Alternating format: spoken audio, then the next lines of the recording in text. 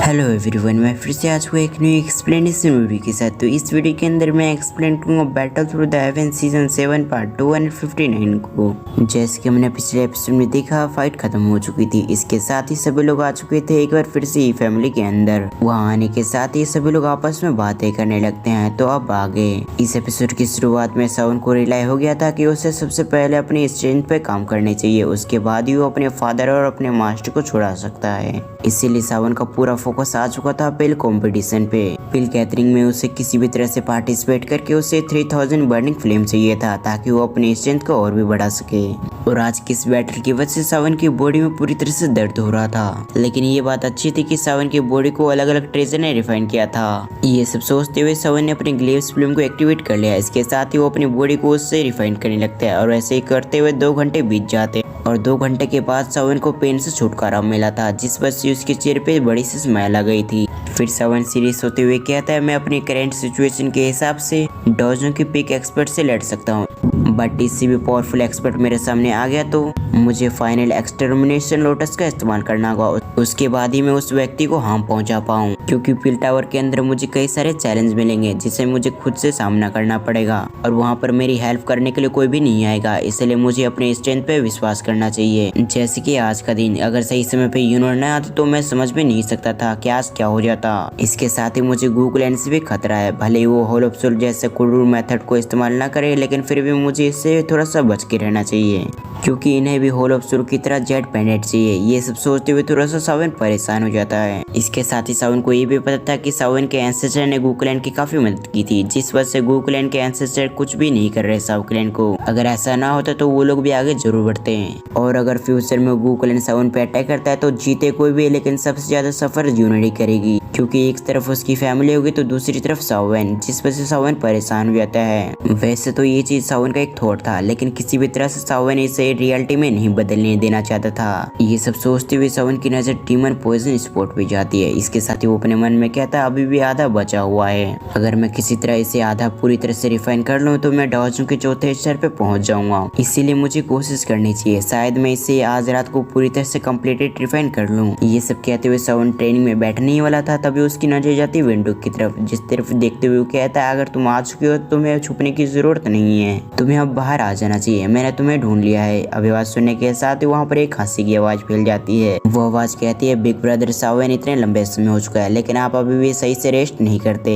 आपको सही से अपने आप को रेस्ट करना चाहिए। वैसे मैं आपको बता दूं, हमें मिले हुए काफी समय हो चुका है, इसलिए मैं आपसे मिलने के लिए यहाँ पर आ चुकी हूँ। उसकी बातों को सुनने के बाद सावन उसी एकटक देखे जा रहा था। इसके साथ ही वो अपने मन में कहता है, वैसे तो हमें मिले हुए काफी समय हो चुका है, इसलिए इतने लंबे समय बाद तुम्हें देखकर काफी खुशी हो रही है। ये सब कहते हुए सावन बस एकटक उसे ही देख रहा था। ऐसा लग रहा था कि उसके पलकें भूल चुकी है कि उसे झपकना भी है। ये सब कहते हुए सावन यूनिट के काफी क्लोज आ चुका था। इसके साथ ही उसने उसके हैंड को पकड़ लिया। दूसरी तरफ यूनिट सावन को ऐसा करता देख हैरान हो चुकी थी, लेकिन फिर भी वो उससे हाथ नहीं छोड़ाती। उसके अगले पल वो सावन के बाजू में बैठ जाती है। इसके साथ ही वो अपने हेड को उसके शोल्डर पर रख देती है। इसके साथ ही यूनिट कहती है, मैंने आपको इन सालों में काफी मिस किया। ये सुनने के साथ ही सावन उसे हक कर लेता है। कुछ समय हक करने के बाद यूनिट अपने आप को उससे आजाद करवाती है। ऐसा करने के साथ ही उसने अपने हैंड को आगे किया, जिस वजह से उसके हाथों में आ चुका था एक गोल्डन कलर का स्क्रोल। उसके अगले पल उसके चेहरे पे बड़ी सी स्माइल आ गई थी। इसके साथ ही वो सावन को देती है, उससे कहती है, इसे आप रख लो, और उसे सावन की तरफ बढ़ाते हुए उससे बताती है कि ये गॉड स्किल की लास्ट 3 स्किल्स हैं। इसमें मास्टर हासिल करने के साथ ही आप काफी पावरफुल बन जाएंगे। इसके साथ ही वो सावन से रिक्वेस्ट करने लग गई थी, क्योंकि उसे अच्छी तरह से पता था कि सावन इतनी जल्दी उसकी चीजों को नहीं लेगा। दूसरी तरफ सावन लगातार यूनिट को मना कर रहा था, लेकिन धीरे धीरे करके वो इसमें नाकामयाब हो रहा था। इसके साथ ही वो अपने मन में सोचता है, मैं पूरी तरह से हेल्पलेस हो चुका हूँ, अब मुझे किसी भी तरह से यूनिट के गिफ्ट को एक्सेप्ट करना ही होगा। पता नहीं मेरी एक भी बात इसके सामने टिकती ही नहीं है। इसके साथ ही सावन को ये भी पता था कि बिना स्किल्स के सेंटर प्लेस में घूमना यानी कि अपनी मौत को दावत देना होगा, क्योंकि कमजोरों की कोई भी इज्जत नहीं होती। इसके साथ ही सावन को आखिरी में उसे लेना ही पड़ता है। जैसे सावन उसकी गिफ्ट को एक्सेप्ट करता है तो उसके चेहरे पे बड़ी सी स्माइल आ गई थी, बट तभी उसके एक्सप्रेशन एक्सप्रेशन बिल्कुल चेंज हो जाते हैं। इसके अगले पल वो सावन से कहती है, इस जेट पेंडेंट की इंफॉर्मेशन के बारे में आपने अभी तक किसी को भी नहीं बताया होगा, राइट? ये सुनते ही सावन भी नोट कर देता है। इसके साथ ही वो कहता है, तुम बिल्कुल सही कह रही हो, मैंने अभी तक जेट पेंडेंट की इंफॉर्मेशन के बारे में अभी तक किसी को भी नहीं बताया, यहाँ तक लीडर फेरी, डॉक्टर और टियान जिंजो को भी नहीं, इसलिए तुम फिक्र मत करो। सावन की इन वर्ड को सुनने के साथ ही यूनोर के चेहरे पे बड़ी सी स्माइल आ गई थी। इसके साथ ही उसे फिक्र था कि सावन इसके बारे में किसी और को भी ना बता दिया हो, क्योंकि अगर ऐसा हो जाता तो होल ऑफ सोल और गू क्लैन को भी इसके बारे में पता चल सकता था, या अदर पीपल को भी पता चल सकता था। अगर ऐसा होता तो सावन के पे काफी बड़ी मुसीबत आ सकती थी, और शायद ही उस समय ऐसा कोई होता जो सावन को प्रोटेक्ट कर पाए, क्योंकि जेट पेंडेंट के बारे में पता होगा तो ये बहुत ज्यादा खतरनाक चीज है, जिसे पाने के लिए कोई भी किसी भी हद तक जा सकता था। इधर सावन अपनी आंखें नीट करने के साथ ही यूनिवर्स से सवाल पूछता है, जिस वजह से वो हैरान हो गई थी। इसके साथ ही वो थोड़ा सा एम्बेरस हो गई थी। सावन कहता है कि गूकुलैंड इस जेट पेंडेंट को चाहता है। सावन के इन वर्ड को सुनने के साथ ही यूनिवर्स थोड़ी देर के लिए खामोश हो गई थी। इसके साथ ही वो अपने गर्दन को थोड़ा सा हाँ में हिला देती है, और उसके बाद वो सावन से कहती है, जैसे कि बिग ब्रदर सावन को पता ही होगा कि ये जेट पेंडेंट डूडी गोड से बिलोंग करता है, और डूडी गोड के बारे में कुछ ही इंफॉर्मेशन है, जैसे कि डूडी गोड अचानक से एक रात अपने आप गायब हो गए। उसके बाद से कोई भी डूडी गोड नहीं बन पाया, लेकिन इसके साथ ही जब वो गायब हुए थे तो इसके पीछे जेट पेंडेंट था। और आगे बताती है, कहा यह भी जाता है कि जो भी व्यक्ति इस जेट पेंडेंट के बाकी हिस्सों को कलेक्ट कर लेगा उस पर्सन को डूडी गोड बनने का रास्ता मिल जाएगा, इसीलिए सब लोग इसे चाहते हैं। और कुछ सालों पहले इस चीज से रिलेटेड कई चीजें मिली थी, जिसे ढूंढने के लिए याओलो भी गए थे। ये सुनने के साथ ही सावन का कान खड़ा हो चुका था। इसके साथ ही अपने मन में कहता है, टीचर ने मुझे एक बार बताया था कि फ्लेम मंत्र भी उसे एक जगह से मिला है, तो कहीं ऐसा तो नहीं कि वो फ्लेम मंत्र वहीं से मिला हो।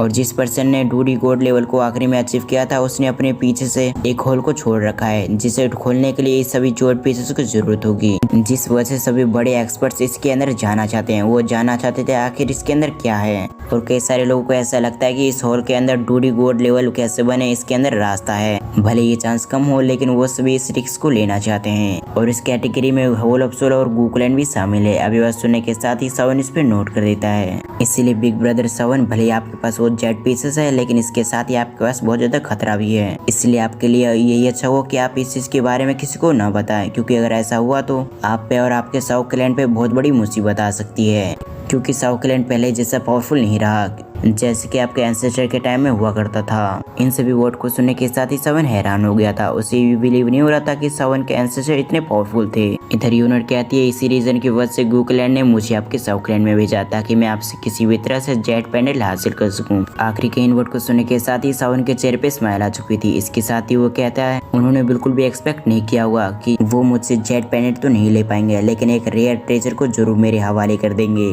इस बात को सुनने के साथ ही यूनिट थोड़ा सा हैरान हो गई थी। इसके साथ ही वो कंफ्यूज भी हो गई थी, लेकिन उसके बाद उसकी नजर जाती है सावन के स्माइल पे, जिसे देखते हुए वो समझ चुकी थी कि वो उसी के बारे में बातें कर रहा है। इस वजह से तो वो नर्वस हो गई थी, लेकिन वो किसी भी तरह से संभालते हुए सावन से कहती, तुम कैसी बातें कर रहे हो। इधर सावन उसे एम्बेरस होता देख उसके चेहरे पे फिर से स्माइल आ गई थी। इसके साथ ही वो कहता है, क्या तुम मुझे बता सकती है आखिर मेरे एंसेस्टर के नाम क्या थे। सावन के इन वर्ड को सुनने के साथ ही यूनिट, जो कि कुछ समय पहले एम्बेरस से लग रही थी, उसके अगले पल उसके चेहरे पे स्माइल आ चुकी थी। इसके साथ ही वो हंसते हुए कहती है, क्या तुम अपने एंसेस्टर को अब आइडल बनाना चाहती हो। अभी बात सुनने के साथ ही सावन भी कहता है, हाँ, क्योंकि वो मेरे एंसेस्टर थे, इसलिए मुझे किसी भी तरह से उनके नाम तो पता होने चाहिए। तब यूनिट उससे बताती है उनका नाम था साओ स्वान। इन वर्ड को दोहराते हुए सावन कहता है, साओ स्वान। ऐसा लगता है कि वो अपने नाम की तरह काफी पावरफुल थे। ये कहते हुए सावन हंस रहा था। दूसरी तरफ यूनिट तो लगातार उसे ही देख रही थी। दूसरी तरफ सावन भी लगातार हंसते हुए उसी की तरफ देख रहा था। और इसी सीन के साथ हमारा ये पार्ट यहीं पर एंड होता है। इसके साथ ही नेक्स्ट पार्ट भी बहुत जल्दी अपलोड होगा। इसके साथ ही तब तक आप मेरे न्यू सीरीज के एक्सप्लेनेशन को एंजॉय कर सकते हैं, जिसका लिंक आपको एंड स्क्रीन पर आ रहा होगा।